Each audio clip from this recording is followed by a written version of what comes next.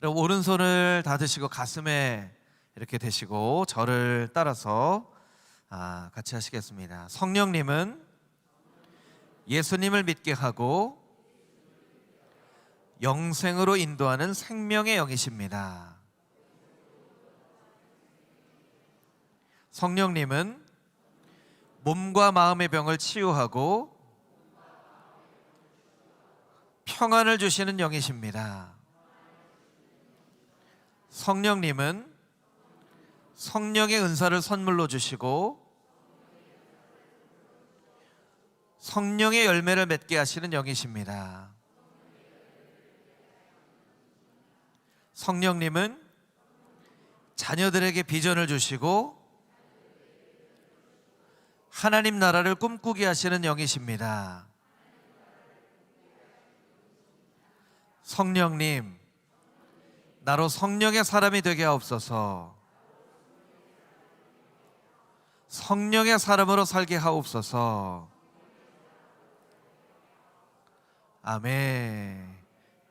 손을 내리시기를 바랍니다. 이 성경 집회할 때마다 성령님이 어떠한 분이신지를 우리가 기억하고 성령님께 간구하는 이 시간들을 갖는 것이 참 중요한 것 같아요. 성령님이 어떤 분이신지 우리가 잘 모르며 살아갈 때가 많기 때문입니다. 지난주, 이번 주, 다음 주까지 우리 가정과 자녀들을 위해서 기도하는 시간을 가지려고 하는데요. 지난주가 다니엘, 이번 주가 요엘, 다음 주가 이제 사무엘서 말씀이에요. 그래서 오늘 우리가 읽은 요엘서 2장 말씀을 통해서 주의 백성을 불쌍히 여기소서라는 제목으로 말씀을 나눌 텐데요. 사실은 요엘서 2장에 우리가 읽은 말씀보다 우리에게 더 익숙한 말씀이 있죠. 그것은 요엘서 2장 28절 29절에 있는 말씀이에요. 우리 자막으로 보여주시면, 그 후에 내가 내 영을 만민에게 부어주리니 너희 자녀들이 장래일을 말할 것이며 너희 늙은이는 꿈을 꾸며 너희 젊은이는 이상을 볼 것이며 그때 내가 또 내 영을 남종과 여종에게 부어줄 것이며. 이 말씀은 사실은 요엘서 때문에가 아니라 사도행전 2장 때문에 우리가 잘 알게 되는 말씀이죠. 사도행전 2장에 마가의 다락방에 성령이 임하시고 백성들이 성령의 충만함을 받아서 난곳 방언으로 이야기를 하기 시작합니다. 그러니까 예루살렘에 모여든 모든 사람들이 자기네 나라 말로 이야기를 하는 것을 보고 저 사람들이 술 취했구나. 사실은 술 취한 게 아니죠. 술 취한 사람이 어떻게 그 나라 말로 이야기하겠습니까? 근데 그 현상을 설명한 방법이 없기 때문에 저 사람들이 마치 술 취한 사람들 같다 이렇게 얘기를 한 것이죠. 그랬더니 베드로가 사람들 앞에 서서 이거 우리가 술 취한 게 아닙니다. 요엘서 말씀에 기록되어 있지 않습니까? 조금 다르게 설명을 하긴 합니다. 자녀들은 예언할 것이고 젊은이들은 환상을 볼 것이고 늙은이들은 꿈을 꾸게 될 것입니다. 그렇게 이제 베드로의 설교 때문에 유명해진 이 말씀이죠. 그런데 우리가 이 말씀을, 이런 중요한 말씀이 있으면 요엘서를 우리가 보면서 이 말씀이 어떠한 이 문맥 가운데 어떠한 상황과 배경 가운데 나온 말씀인지를 우리가 알아야 되는데, 사실은 이 말씀만 알아요. 이 말씀만 아는 것도 사실은 뭐 잘못된 것이라고 할 수는 없지만, 왜 어떤 상황 가운데에서 자녀들에게 예언의 영을, 젊은이들에게 환상을 보게 하는, 또 나이가 많은 어른들에게 꿈을 꾸게 하는 그런 성령을 부어 주실 것이라고 약속하신 것인가, 우리가 그것을 알 필요가 있다라는 거예요. 오늘 본문의 말씀, 우리가 읽은 말씀이 어떻게 보면 이제 기도죠. 간구와 기도예요. 간구와 기도에 대한 응답으로서 하나님께서 이제 요엘서 2장 28절 우리가 잘 아는 이 말씀을 주신 것인데, 오늘 말씀을 여러분들이 보시면, 우리 12절 자막으로 보여주시면, 옷을 찢고 이제라도 금식하면서 울고 애통하여서 마음을 다해 돌아와라. 13절에 보면 옷을 찢지 말고 마음을 찢어라. 여호와께로 돌아와라. 돌아오면 14절에 하나님께서 뜻을 돌이키셔서 복을 내려주실 것이다. 그리고 15절에 성회를 소집하고 16절에 장로들과 어린아이들과 젖 먹는 자를 모으라. 그리고 17절 18절처럼 회개할 때에 불쌍히 여겨 주시옵소서, 불쌍히 여겨 주시옵소서 라고 하나님 앞에 기도하면, 우리 18절만 다시 한번 읽어볼까요? 18절만 다시 한번 읽겠습니다. 시작. 그때 여호와께서 자기의 땅을 극진히 사랑하시어 그의 백성을 불쌍히 여기실 것이라. 아멘. 불쌍히 여기실 것이라 라고 말씀을 준다는 거예요. 그런데 여러분, 요엘서 1장, 오늘 새벽 이 예배 때도 제가 설명을 드렸지만, 이 요엘서는요, 시기적 배경으로 보면 약 한 800년 대에, 그러니까 북이스라엘이 BC 722년에 멸망당했으니까 북이스라엘이 멸망당하기 이전에 어떻게 보면 굉장히 강성할 때인데, 요엘서 1장에 보면 메뚜기 황충이라고 이야기하는 그 재앙을 주실 것인데, 이 재앙이 실제로 메뚜기 재앙일 수도 있고 메뚜기와 같은 큰 군사일 수도 있는데, 이런 여호와의 날이 올 것인데, 이 여호와의 날이 오면 너희의 밭의 모든 곡식들, 모든 열매들이 다 사라져 버릴 것이다. 그러니까 어떻게 보면 우리식으로 표현하면 물질에 하나님께서 심판을 내리실 것이다, 물질의 심판을 내리실 것이다 라는 예언의 말씀이에요. 그래서 불쌍히 여겨주시옵소서라는 말씀의 그 의미를 조금 더 보면, 하나님, 우리가 물질의 재앙을, 심판을 받아서 우리가 물질적으로 궁핍한 삶을 살지 않기를 원합니다. 여러분, 물질적으로 어려워지고 나서 이스라엘 백성들이 한 게 있어요. 하나님 앞에 제사 드리는 것을 먼저 포기한 거죠. 그러니까 오늘 본문의 말씀에도 성회를 소집하라, 금식일을 정하고 성회를 소집하라, 이런 말씀이 15절 말씀에 있는 것은 무엇이냐면, 이런 재앙의 날이 임하니까 사람들이 예배를 포기하는 거예요. 모이지도 않고 금식일을 정하지도 않고 절기를 정하지도 않는 거예요. 이러한 상황 가운데에서 하나님께서 우리를 불쌍히 여겨 주시옵소서라고 기도한다는 거예요. 근데 오늘 18절 이하에는 말씀을 보면 하나님께서 어떻게 이 기도에 대해서 응답하시는지에 대해서 잘 설명이 되어져 있는데요, 우리 자막으로 21절 이하에 있는 말씀을 보면 하나님 큰 일을 행하셨습니다. 22절에 보면 들의 풀이 싹이 나며 열매를 맺으며 무화과 나무와 포도나무가 다 무화과 포도나무가 힘을 낸다라고 표현하고 있어요. 그러니까 이 무화과 나무와 포도나무가 막 열매를 맺는 거죠. 23절에 보면 비를 내리시고, 이스라엘 기후에서 비가 중요하거든요. 비가 내려야 곡식이 열매를 맺으니까 비를 내십니다. 24절 보면, 우리 24절 한번 자막으로 같이 한번 읽어볼까요? 마당에는 밀이 가득하고 독에는 새 포도주와 기름이 넘치리이다. 26절을 보여주면 우리 26절도 같이 한번 읽겠습니다. 26절 시작. 너희는 먹되 풍족히 먹고 너희에게 놀라운 일을 행하신 너희 하나님 여호와 이름을 찬송할 것이라. 내 백성이 영원히 수치를 당하지 아니하리로다 라고 설명을 하고 있어요. 그 무슨 얘기예요? 하나님, 우리를 불쌍히 여겨주십시오 라고 하는 것은 무엇이냐면, 하나님, 이 재정적인 이 하나님의 심판에 임하지 않도록 불쌍히 여겨주십시오 하는 것은 어떻게 보면 하나님 은혜를 베풀어 주셔서 잘 살게 해주십시오, 은혜를 베풀어 주셔서 풍족함을 누리게 해주십시오, 이런 기도예요. 그랬더니 하나님이 응답하시는 거예요. 그 기도대로 너희는 먹되 풍족히 먹고 하나님을 찬송할 것이다. 너희의 마당에 밀이 가득해질 것이고 독에는 새 포도주와 기름이 넘칠 것이다. 들에 풀이 싹이 나고 나무가 열매를 맺고 무화과 나무와 포도나무가 다 힘을 낼 것이다. 이게 기도에 대한 응답인 거예요. 어떻게 보면 이스라엘 백성들이 간구했던 이 기도대로 응답이 이루어진 거예요. 그런데 하나님께서 그 이후에 영을 만민에게 부어줄 것인데, 자녀들이 예언할 것이고 젊은이들이 환상을 보게 될 것이고 나이 든 어른들이 꿈을 꾸게 될 것이다 라고 설명을 덧붙이신 거예요. 그러니까 이 의미가 뭐냐는 거예요. 이 의미가 뭐냐면요, 우리가 찬양으로도 고백했던 것처럼 세상의 소망이 있고 하나님께서 주시는 소망이 있어요. 육의 사람이 있고 영의 사람이 있죠. 물질의 축복이 있고 영의 축복이 있는 거예요. 여러분, 요엘서는요, 우리가 살아가는데 꼭 필요한 물질의 축복과 영의 축복, 이 두 가지 사이에서 고민하고 갈등하는 사람들에게 꼭 필요한 말씀이라는 거예요. 하나님, 우리 좀 불쌍히 여겨주십시오.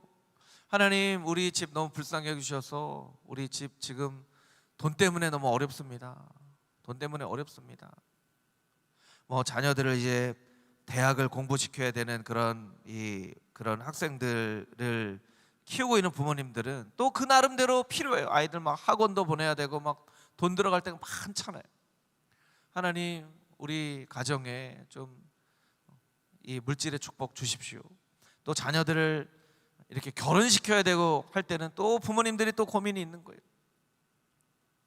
예를 들어서 뭐 아파트를 샀는데 빚이 많아요. 그러면 이 빚을 막 갚아야 되기 때문에, 아니 사업을 하는데 사업이 잘 되지 않아서 이것 때문에 막 마이너스가 되고 계속 마이너스가 돼요. 그때 우리가 이제 하나님 앞에, 하나님 물질의 축복을 좀 주십시오, 이런 상황이나 요엘서의 상황이나 비슷한 상황이라는 거예요. 그런 상황이에요. 그런데 이 요엘서의 말씀 가운데 있는 것은 무엇이냐면, 이런 재정적인 어려운 일, 어떻게 보면 육신의 일, 우리가 살아가는 먹고 사는 문제, 이 문제가 영적인 문제에 자꾸 영향을 주는 거예요. 이렇게 육신의 문제가 되는데 자꾸 제사를 드리는 것을 포기하게 되고, 하나님 앞에 예물을 드리는 것을 포기하게 되고, 예배가 사라지고 기도가 사라지고, 자꾸 이런 삶을 살게 되는 거예요. 영적인 일부터 포기하게 되는 거예요. 이스라엘 백성들은 하나님 앞에 이야기합니다. 하나님, 불쌍히 여겨주십시오. 이 불쌍히 여겨달라는 메시지는 하나님, 먹고 사는 문제 좀 해결해 주십시오. 하나님이 응답해 주시는 거예요. 그래, 내가 너 불쌍히 여길게. 18절 말씀처럼 극진히, 그 땅을 극진히 사랑하시고 그 백성을 불쌍히 여기시는, 이게 하나님의 관점으로 표현하면 이런 표현이죠. 그래, 내가 불쌍히 여길게. 내가 너희 얼마나 사랑하는지 너희 알잖아. 내가 비를 내릴 거야. 나무들이 열매 맺게 할 거야. 밀이 가득하게 할 거야. 포도주 기름이 넘치게 할 거야. 너희가 먹되 풍족하게 먹게 할 거야. 너희는 그게 끝이라고 생각하니? 이런 말씀이에요. 이런 말씀이에요. 그게 끝이라고 생각하니? 잘 먹고 잘 살면 그게 끝이라고 생각하니? 아니야. 세상의 소망을 붙잡지 않고 나의 소망을 붙잡고 살아야지. 먹고 사는 문제가 해결되어져도 영적인 부요함을 누리고 살아가야지.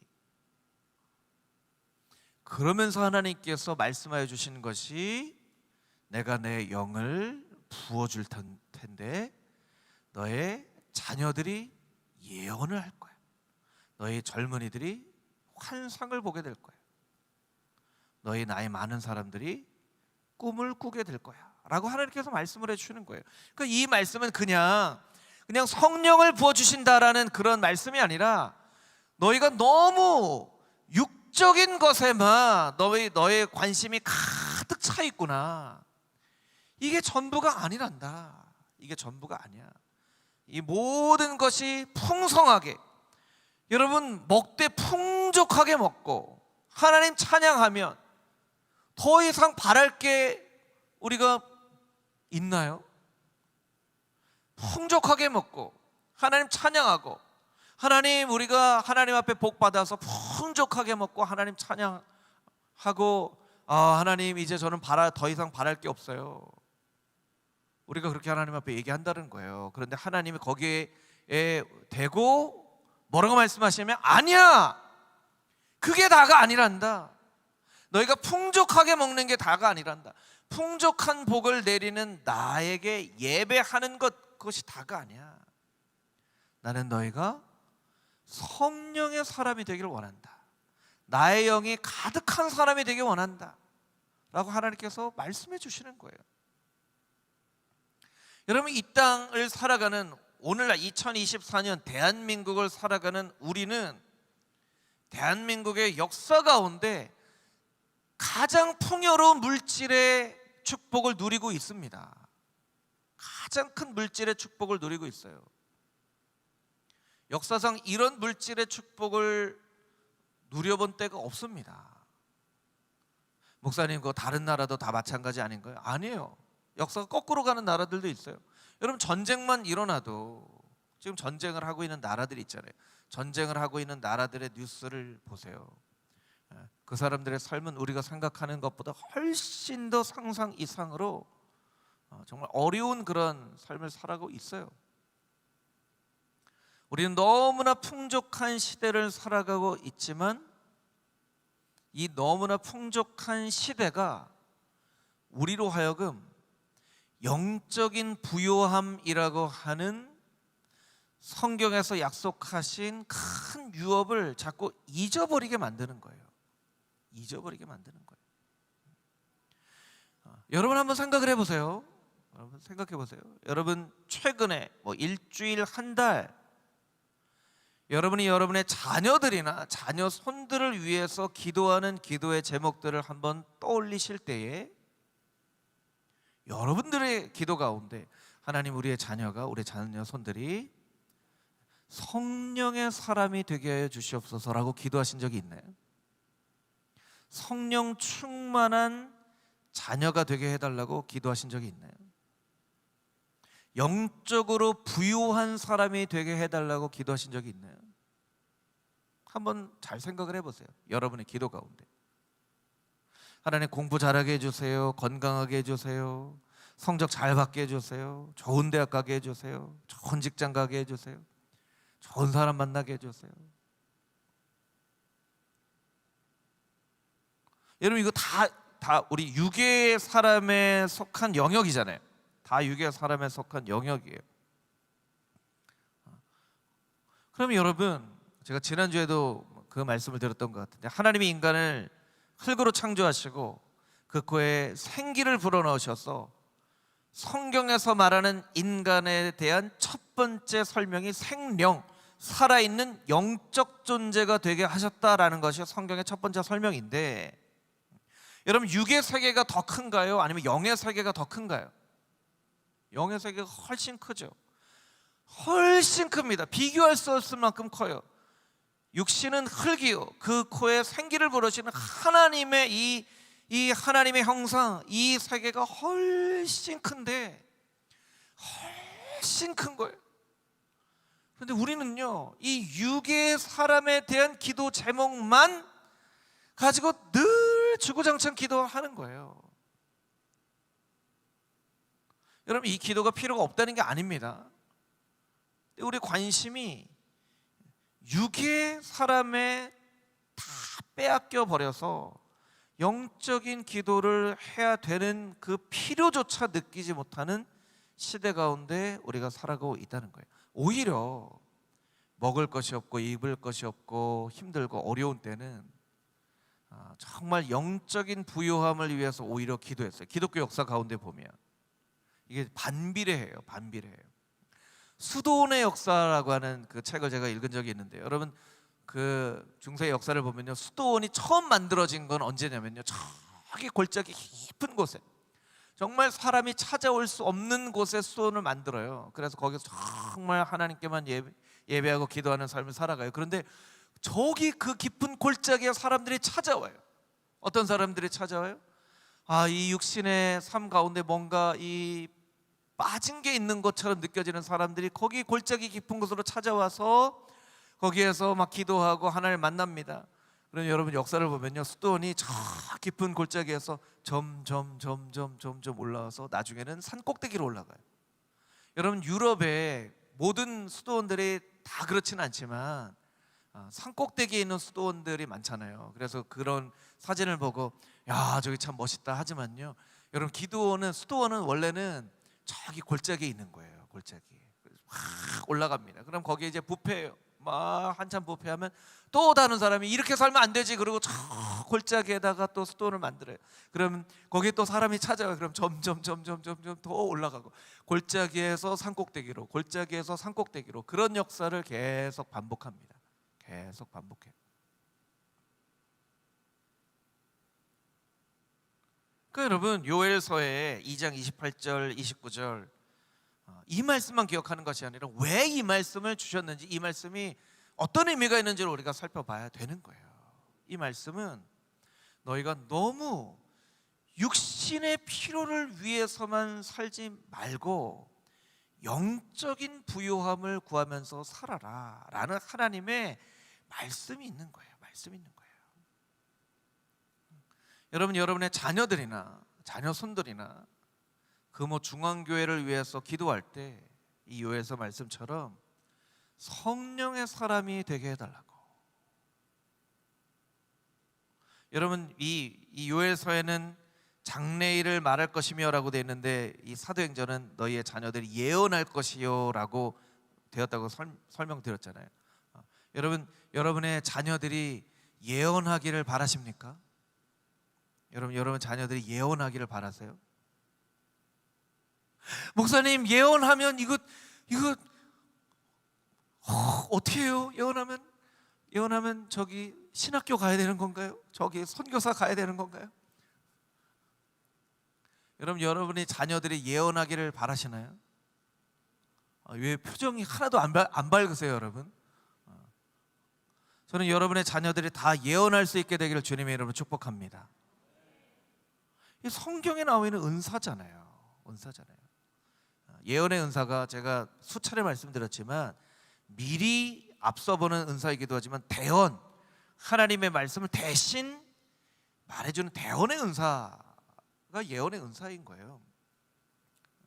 어쩌면 자녀들이 예언하는 걸 안 바라시는 분들도 있을 거예요. 저는 예전에 금호중앙교회 오기 전에 있었던 교회에서 막 방언이 나오려고 하는 분이 자기 입을 막고 방언을 안 하도록 기도한 분을 봤어요.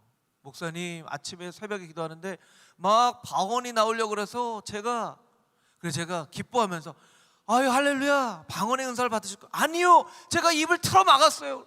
왜요? 저 신학교 가라 그러면 어떻게 해요?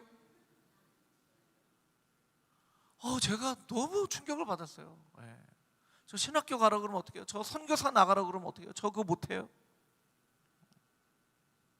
막 은사를 주시려고 하는데 막 입을 틀어 막는 그런 경우도 있어요.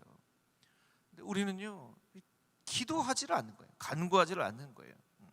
하나님께서 육신의 삶에만 얽매여 살지 말고 이 영적인 부요를 잃어버린 이 시대 가운데 영적인 부요함을 누리고 살아라 라고 말씀해 주시는데, 우리가 영적인 부요함이 뭔지도 모르고 영적인 부요함에 대해서 사모함도 없고 기도할 이유도 찾지 못하고 육신에만 매여서 살아가고 있는 거예요.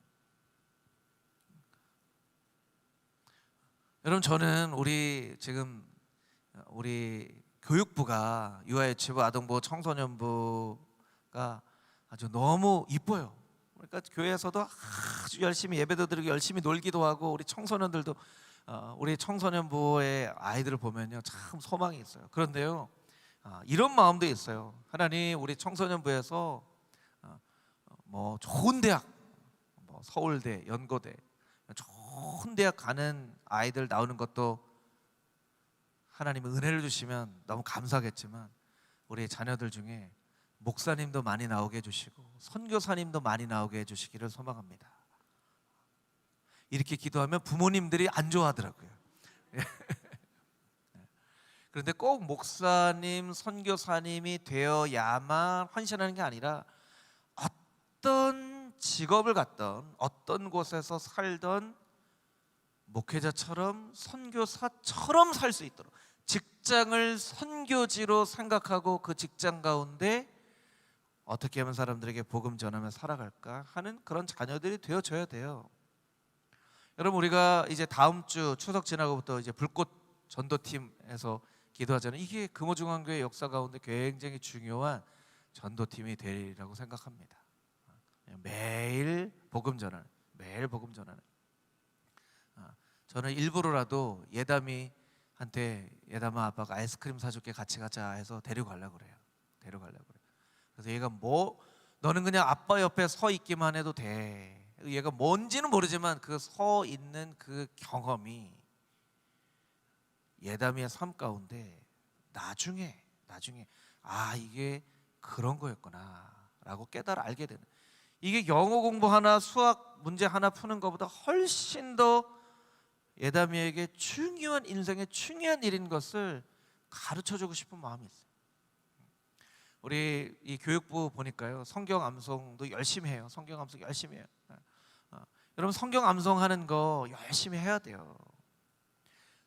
학교에서 하는 공부도 열심히 해야죠. 성경 암송도 열심히 해야 돼요.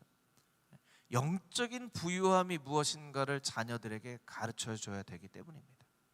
하나님은요, 우리가 하나님을 알지 못하는 비신자, 불신자에서 신앙인이 되는 그런 변화를 겪는 것도 원하시지만, 예수님 주변에 있었던 그냥 이름 없는 많은 무리 중에 무리가 변화되어서 제자가 되고 사도가 되는 것, 그런 헌신도 하나님께서 원하신다는 거예요. 여러분은 예수님 주변에 있었던 그 수없이 많은 무리와 같은 사람인지, 아니면 정말 하나님의 뜻을 이 땅 가운데 이루는 제자 같은 사람인지, 나는 누구인가, 그 질문을 꼭 하면서 살아가야 된다는 거예요. 그래서 오늘 이 말씀 붙잡고는, 하나님, 너무나 육신적인 일에 얽매여서 살지 않게 하여 주시고, 더 큰 영의 세계를 알게 하여 주시고, 영의 사람 되게 하여 주시고, 특별히 우리 자녀들에게 성령 충만한 사람 되어질 수 있도록, 정말 말씀 그대로 예언하고 환상을 보고 꿈을 꾸는 그런 자녀들이 되어지기 원합니다. 저는 공부 잘하는 것보다, 공부 잘하는 것도 중요하죠. 근데 하나님, 이게 더 중요한 것임을 자녀들에게 늘 가르칠 수 있는 그런 우리 부모가 되기를 원합니다. 그렇게 하나님 앞에 간구할 수 있는, 그것이 금호중앙교회의 영적인 분위기가 되어지고, 그것이 금호중앙교회 모든 가정의 영적인 분위기가 되어질 수 있는 그런 놀라운 은혜와 축복이 우리에게 있게 되기를 주님의 이름으로 축복합니다. 할렐루야, 아멘. 우리